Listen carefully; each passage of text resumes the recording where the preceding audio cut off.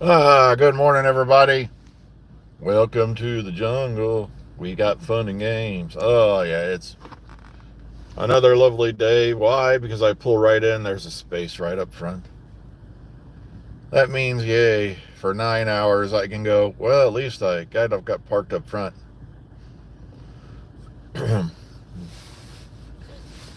Oh, well. So, Doctor News and such. Well, we've been finding a little bit more, of course, about Series 2. We got that trailer, a couple days ago. Um, Couple little cast, well, at least one major cast announcement. Alan Cummings returned to the series, but he's going to be a cartoon character. All right. And I agree with somebody when they said that inspires me with confidence, and I'm like, not that I have anything against cartoons. I rather miss, the fact that we used to have cartoons that weren't politically correct, edited, and, you know, became so boring because you couldn't do anything in there that might offend somebody that it's just, ugh. But it's an exciting time. Of course, air date confirmed, April 12th. And they're doing the wise thing. They're putting it out at a different time because remember, everybody was going on and on about the overnights because, back when they first did this thing, they released the show at midnight, on streaming, and then later on BBC One. And then, oh God, the show's dying. Oh, and then sure enough, the time they didn't do that, which was for Christmas, they beat two other major shows, if I remember correctly, in the ratings. But 4 point something million is a disaster. It's a flop. It just shows me how little research these guys are doing. All they see are numbers. They seem to think that, I might get cursed for saying this, but there are some people out there who still think you're going to hit 10.7 million or something like Voyage of the Damned, or, and it's not going to happen again because they didn't have streaming services then. But also the downside with streaming services is the company who's distributed it can sit there on their thumbs, and go, we'll let you know if we're doing it. And this happens many, many a time across many, many a show.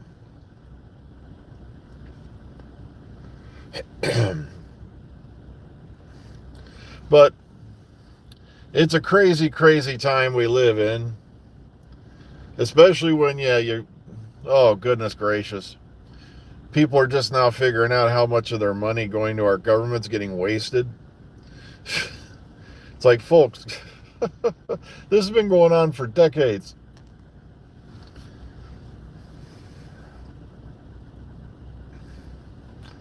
It's like, how do you think, a bunch of these guys, walk out of Congress millionaires or billionaires?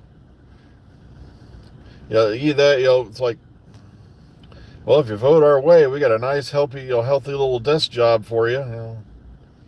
You'll get God knows how much a year for doing absolutely nothing if you could let things go our way. And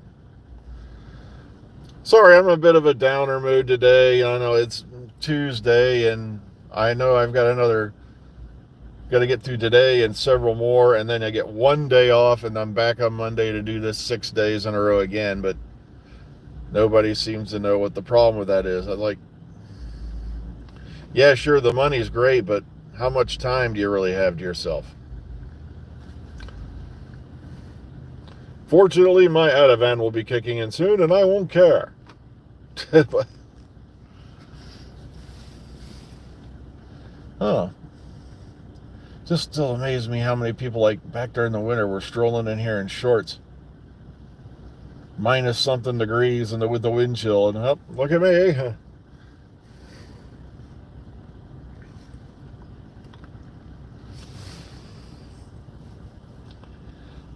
But like I said, that's why we don't always talk about Doctor News. We don't get a whole lot of it anymore. It was exciting that we got another trailer and some seemingly interesting tidbits in it. But I don't want to jump to any conclusions because people tend to watch these trailers. They break them apart. They break them down. They look for things that look familiar. So they can go, oh, look, such and such is doing this and blah, blah. And that way they can, give themselves a pat on the back and say, oh, look what I predicted. And I'm like, you didn't predict anything because half the time they're wrong. And it does, it's not a new phenomenon. It's been going on since time immemorial. You'll get a trailer on a show and people start taking guesses of what's going to happen, and when it doesn't, they fall to pieces.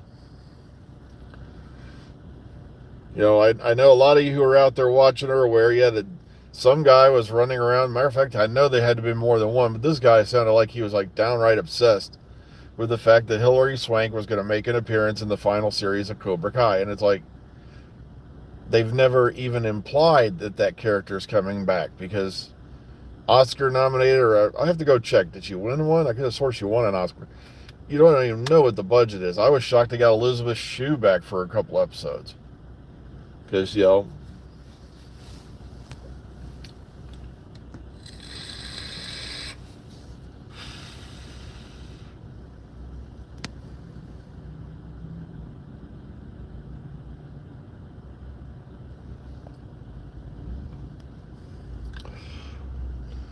even now we have secrets and surprises. There were a few heavy-duty leaks during the Chibnall era. But matter of fact, it's harder to get info out of Doctor Who now than it was then, because they've moved everything over to Bad Wolf, which means everybody's BBC sources have pretty much gone, oh, well, can't help you anymore, because we don't know. But Chibnall did manage to throw quite a few curveballs at us still, despite everything that was going on. Yeah, he was the one who brought William Russell back, which should have happened a billion years ago. He brought Mel back into the fold, which should have happened a billion years ago. Like I said,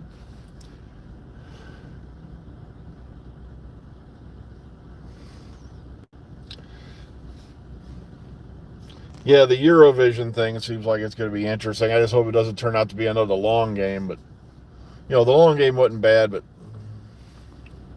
I kind of like, the android still does make me chuckle, to be honest with you.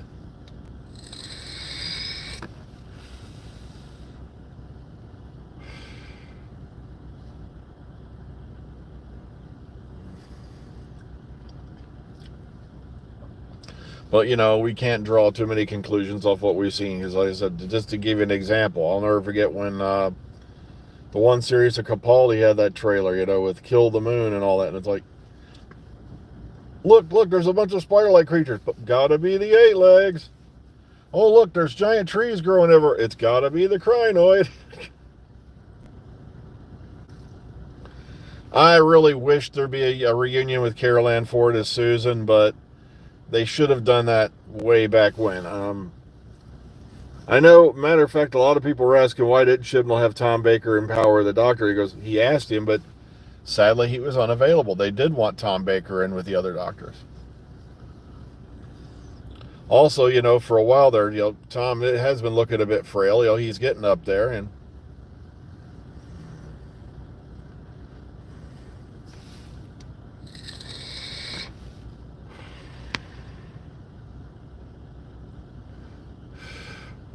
I look like Michael Jordan. Oh, dude, you better get who's your optometrist? Were we talking Michael Jordan, the basketball player, or? Oh, that's bad. But like I said, I'd love to have more to discuss with you on that front. But like I said, we're all sitting here just waiting to see what else drops. But at the same time, April 12th, the show's back, and the usual line of ninnies will be out there complaining about it before it even airs. And then right after it airs, oh, what a load of shit. They have woke the Doctor, blah, blah, blah, blah, blah. It's funny how everything these guys don't like that just happens to include, a Doctor who isn't white and male is woke.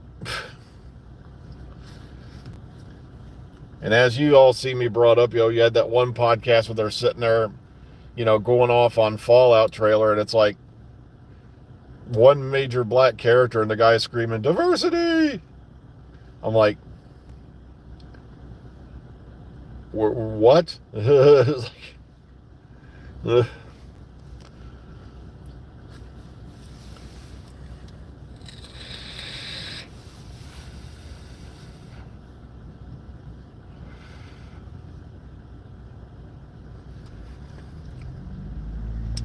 So yeah, I'm been having a bit of a downer morning. I slept pretty well. I don't know why, but like I said, it's just this routine is driving me insane. 6 days on, 1 day off. 6 days on, one weekend. 6 days on, 1 day off. It's enough to drive you batty. They're filming Fallout Series 2 right now. The filming got delayed because of the fires, but they're back to filming it because if you look around on YouTube, there's people have been flying drones over the sets. And it's like they're lucky because there's some productions that were so secret they were actually hiring people to jam drones. They're hiring out buying those little drone jammer units. But from what we've seen, yeah, they're already, yeah, and I love it. You got guys already taking guesses as to what's going to happen and all that, and it's like, guys, we don't have anything but the fact they're going to New Vegas. So it's not surprising to see New Vegas bits in the sets and all that, and they're even going to be filming a scene in the town of Novak. And I thought it was, like I said, I've never played New Vegas, so I have no idea what really went on there. I tried playing New Vegas, and I was like, oh gosh, I couldn't do it. I'm not the slightest bit interested in the Buffy continuation. As time went on, it went from being Buffy the Vampire Slayer to Buffy the Vampire Layer, and now she's boning the vampires. It's like vampires weren't the only thing getting some wood. It's like,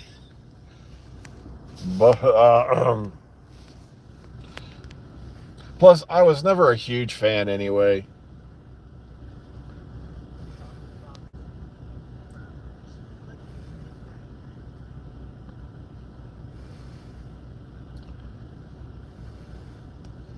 Like I said, I have no dog in the fight regarding Star Trek anymore. I stopped watching Star Trek after the 2009 debacles. The last movie I watched was Into Darkness, where Khan suddenly went from being a Sikh to a British white guy. He looks like Benedict Cumberbatch. Now, the reason why I'm upset about that is it's the fact that you're trying to say all this happened because Spock went back in time. Yeah, Spock went back in time. No, Uhura's boning Spock. Uh, Klingons are wearing masks, and like I said, I didn't have any interest in it after that point.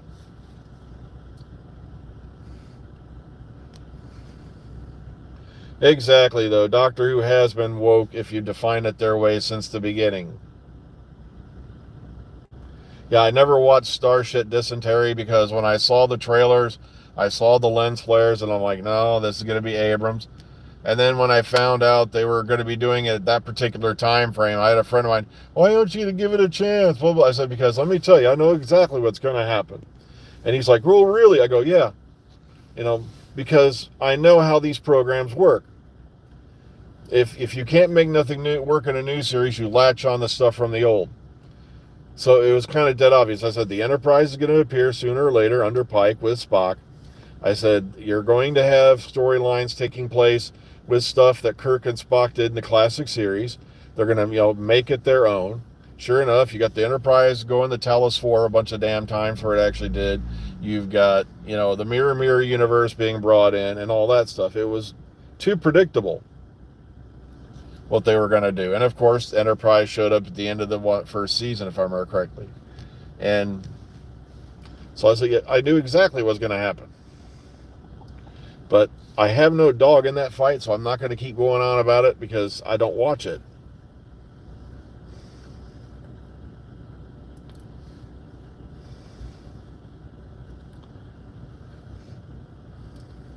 Yeah, Starship Dysentery. Yeah, there was even press announcements that kept popping up on my feed that they're disregarding it as having any part of the official canon now.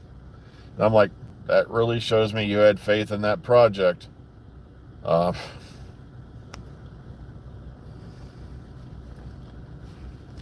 the fact, yeah, Spock suddenly had another, half whatever adopted sister that was named Michael, and I'm like, come on, why would Serac give his adopted child? Come on, Serac is a Vulcan, but he's not stupid.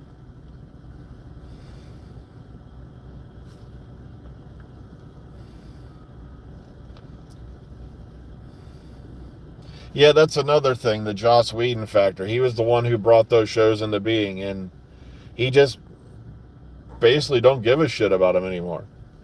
And a lot of people are like, how can you say that? I said, very simple. After he directed The Avengers, and it went to $1 billion plus at the box office, Joss Whedon could have walked into any picture studio and made any deal he wanted. So he could have gotten his Firefly, Serenity sequel right there. He never bothered. He could have put it in as part of his contract and they'd have paid it. So that shows me how much he really gave a shit about it after he hit the big money. But also, I just looked at the time. I am running over again. I got to get inside, folks. Be kind, be calm, be safe. Enjoy the rest of your day. I know I'm having a bit of a downer of a day, but like I said, my Ativan's kicking in, so I'll feel fine soon. All right. Take care, everyone. Enjoy the rest of your day. We'll catch you all tomorrow.